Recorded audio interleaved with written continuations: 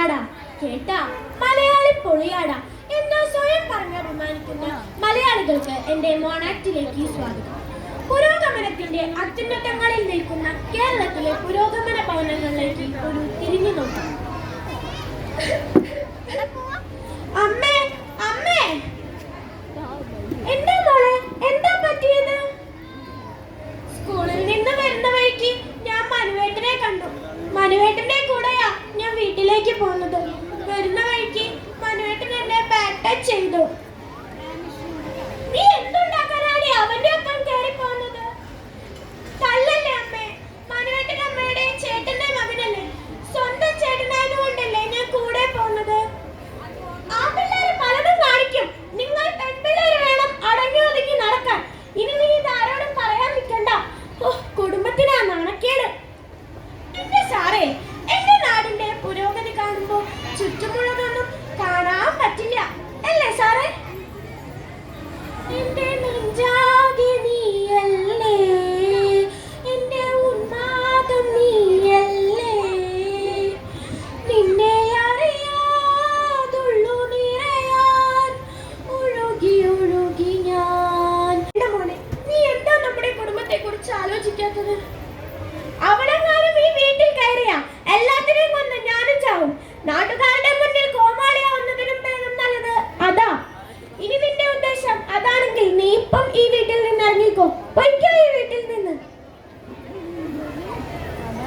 എടീ എടീ, ഇങ്ങിറങ്ങി വാടി. എന്താ ചേട്ടാ? നീ നിന്റെ തന്തയെ വിളിക്ക്, എന്നിട്ട് ഇങ്ങോട്ട് വരാൻ പറ. എനിക്ക് കുറച്ച് പണം വേണം. നിങ്ങൾ സ്ത്രീധനം ഒന്നും വേണ്ടെന്ന് പറഞ്ഞിട്ടല്ലേ മനുഷ്യ എന്നെ കിട്ടിയത്.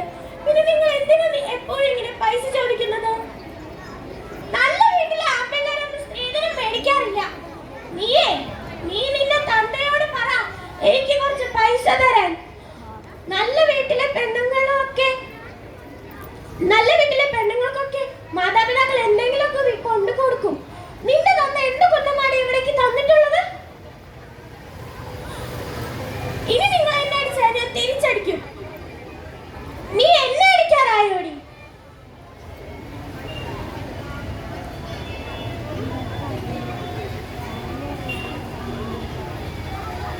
കവലയിൽ എന്താ ആൾക്കൂട്ടം? അവിടെ നിൽക്കടാ, കടയിൽ മോഷ്ടിച്ച് പോവാൻ നോക്കുകയാണോ? വിശന്നിട്ടാ ചേട്ടാ, 2-3 ദിവസമായി പട്ടിണിയായിരുന്നു. വിശന്നിട്ടെടുത്തതാ ചേട്ടാ, എന്നെ തല്ലരുത് ചേട്ടാ. ഇവനെ ഒന്നും വെറുതെ വിടാൻ പാടില്ല. ഇവനെ ആ മരത്തിൽ കെട്ടിയിട്ടേ. നോക്ക്, ഇവരെ കണ്ടില്ലേ കറുത്തിട്ട്? കണ്ടാൽ തന്നെ അറിയാം കള്ളനാണെന്ന്. അടിക്കാതെ. എടാ, അവനെ അനങ്ങുന്നില്ലല്ലോ, തട്ടിപ്പോയെന്നാ തോന്നുന്നേ. അതിനെന്താടാ, ഇവനൊക്കെ ചത്തുപോയാലും ആരെങ്കിലും ചോദിക്കോ? ഇവരൊക്കെ ചത്തുപോയാലും ആരും ചോദിക്കാൻ പോണില്ല. നമുക്കൊരു സെൽഫി എടുക്കാം വാ. അവന്റെ തലയൊന്ന് പൊക്കി പിടിച്ച്. ഇപ്പൊ കാണാം. പുരുഷാധിപത്യത്തിന്റെ, ജാതിയുടെ, നിറത്തിന്റെ, ലൈംഗികതയുടെ, രൂപത്തിന്റെ ഒക്കെ പേരിൽ സമൂഹം വേട്ടയാടിയ ജീവി പൊലിഞ്ഞ മനുഷ്യർക്ക് എന്റെ കൂപ്പുകൈ. നന്ദി, നമസ്കാരം.